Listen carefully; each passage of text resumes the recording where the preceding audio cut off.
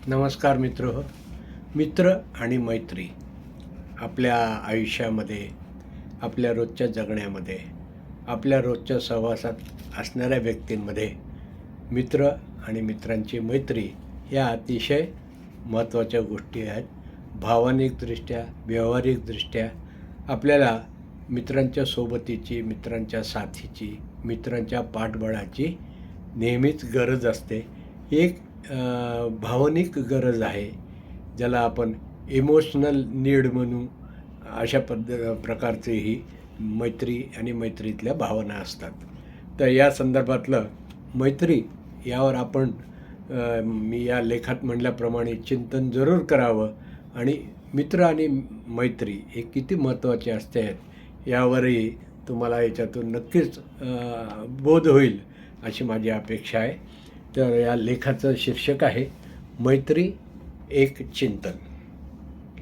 मैत्री ही भावना आपल्याला कळत्या वयापासून आयुष्यभर सावलीसारखी सोबत करणारी आहे.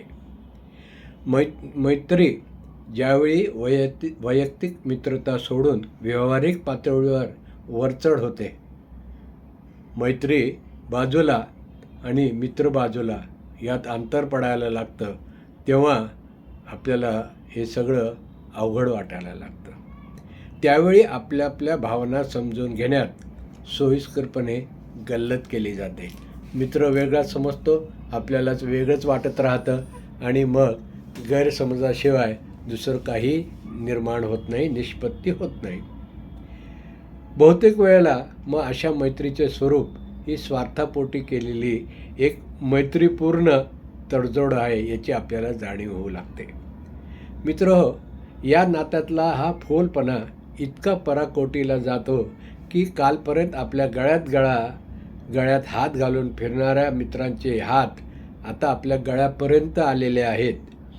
ते गळा आवळण्यासाठी की काय असा प्रश्न पडायला लागतो आणि मग आपण खरोखरच मैत्री आणि मित्राविषयी अंतर्मुख होऊन जायला होतं.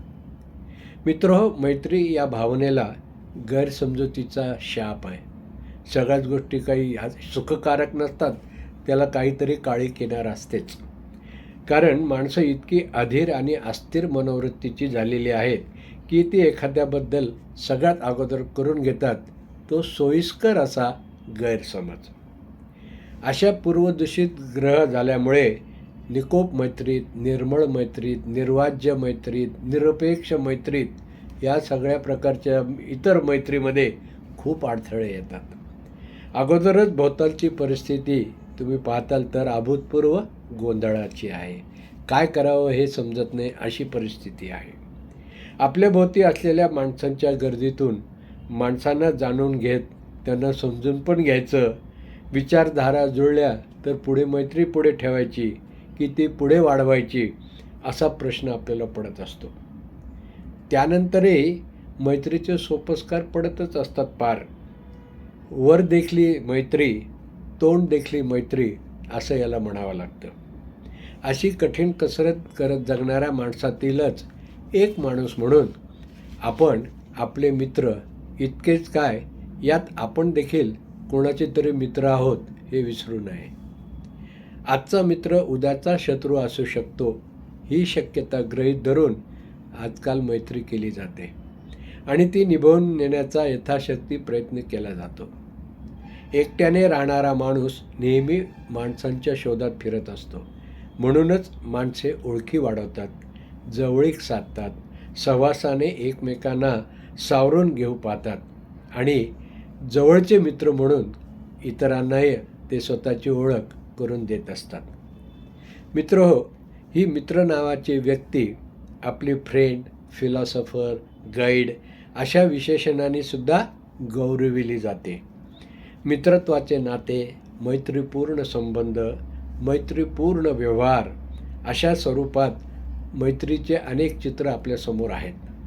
तथापि प्रत्येक गोष्टीत जसं म्हणतात की अति तिथे माती, या गोष्टीचे भान देखील आपल्याला प्रत्येक मैत्रीमध्ये ठेवणं अतिशय आवश्यक आहे.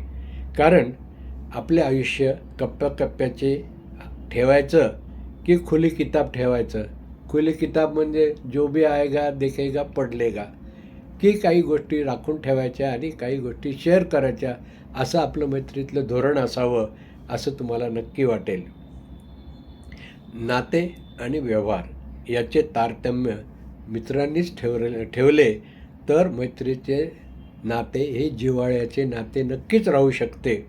त्यात दुरावे येण्याची शक्यता कमी.